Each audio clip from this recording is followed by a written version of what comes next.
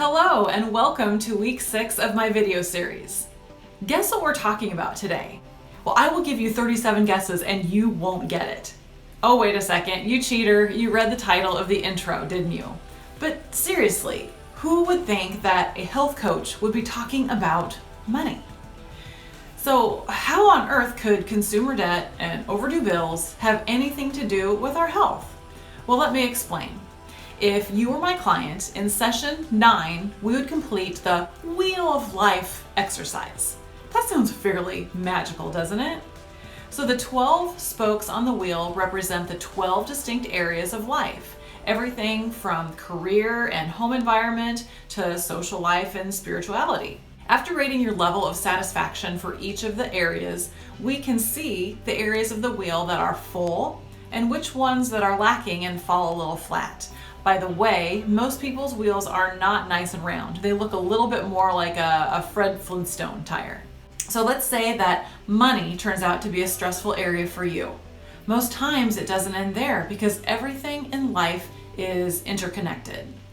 So you are worried about making ends meet, so you can't sleep at night, which leaves you groggy the next day, which affects your performance at work and your energy level for your kids and your spouse. And this starts eating away at your peace and joy and contentment. So you turn to food to cope or alcohol just to get by. So this is a truly vicious cycle that I've seen play out over and over again. And it ultimately affects our physical and our mental health. It's kind of like a house of cards. When one card is weak or missing, the whole thing can come tumbling down. So this was me back in 2003. I was manager of the radiology department, working full-time and taking call. My husband and I both made decent money and life was good. One day, my coworker Connie came to work with a stack of books called The Purpose-Driven Life. I distinctly remember one page that made all the difference. I circled it and I wrote life changing at the bottom. It said this: "We have all heard people say, I took a job I hate in order to make a lot of money. So someday I can quit and do what I love." That is a big mistake. Don't waste your life in a job that doesn't express your heart. Remember, great things in life are not things. Meaning is far more important than money. Don't settle for just achieving the good life because the good life is not good enough. Ultimately, it doesn't satisfy. You can have a lot to live on and still have nothing to live for. So those words hit me hard and they spoke directly to my heart. So much so that I stepped down as radiology manager a few months later. My sweet boys were 2 and 4 at the time, and I wanted to make memories with them instead of just hustling to make a living. So in November of 2003, I went to 2 days per week, and it was awesome.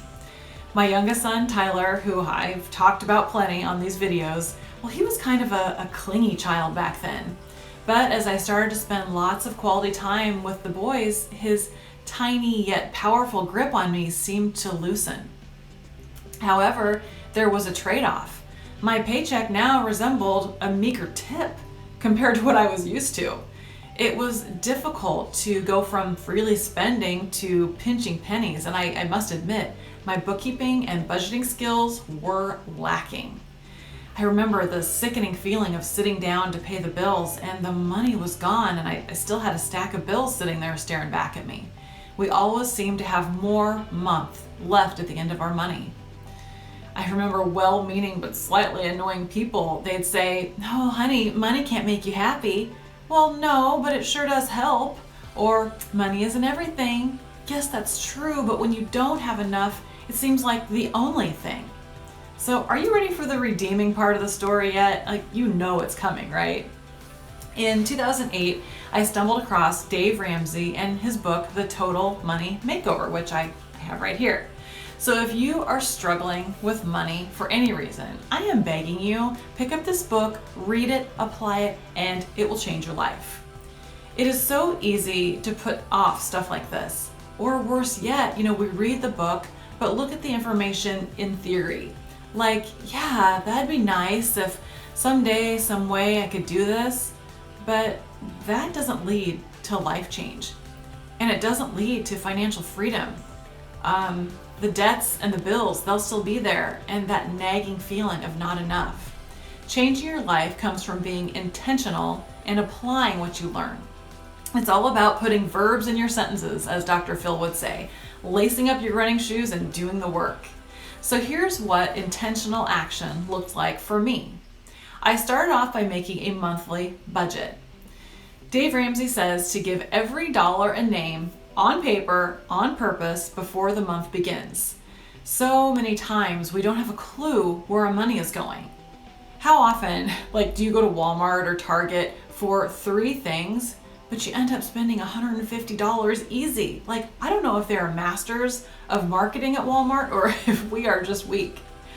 When I made a budget and I started spending cash instead of just swiping my debit card in a fevered frenzy, everything changed. We went from not enough to an extra $1,000 a month just by paying attention. I was finally making my money behave, as Dave would say. The Total Money Makeover book teaches a 7-step system called the baby steps. And step 1 is to save $1,000 for emergencies before you do anything else. Dave says that when you don't have a little nest egg or a cushion, it invites Murphy's Law to move into your spare bedroom. And what is it? He brings his cousins, broke, desperate, and stupid, to move in along with him. So once you have $1,000 saved, step number 2 is to pay off all debts, not including your home, using the debt snowball. So your largest wealth building tool is your income, but that is taken away when we're up to our eyeballs in payments. So you need to list your debts from smallest to largest and not worry about the interest rates right now. So we pay the minimum payments on everything but the little one and attack it with a vengeance. So what you're going for here is focused intensity. We don't want to dilute your efforts by spreading your money evenly throughout all the debts. So take all the money that you have found in your sparkly new budget and throw it at the smallest one.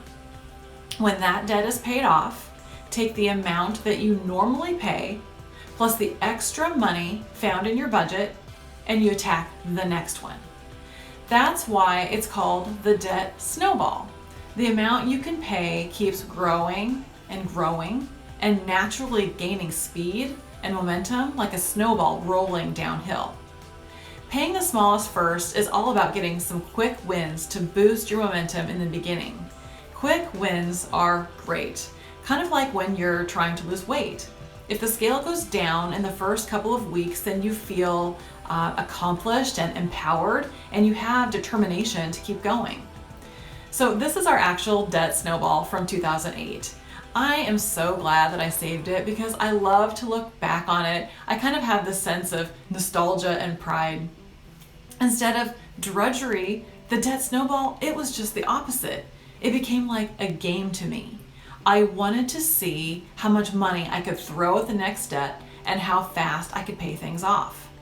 We went from having no money, as we thought, to paying off an additional $18,000 in debt that first year. I can't even describe the sense of peace and control that it gave us. And guess what? It started affecting other areas of my life positively as well. I slept like a baby, I had energy and joy, and I had a plan, and I think it just made all the difference. I was happening to my life instead of being a victim and letting life happen to me. So baby step number 3 is to have a fully funded emergency fund, which is 3 to 6 months of living expenses. So remember that you saved the initial $1,000, but Dave says to beef it up now.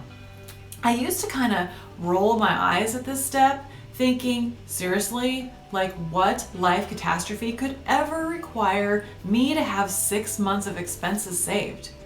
Now I know, maybe a little thing like COVID-19, right? We really don't know what lies ahead. What a sense of peace to know that you are debt-free and you got a pile of money, and this allows you to take care of your family, be generous to others, and just enjoy life. So I hope that you get this book and that you make the decision to change. You will be so glad you did. Thanks for joining me for another week, and I hope your week is a great one. We'll see you next time.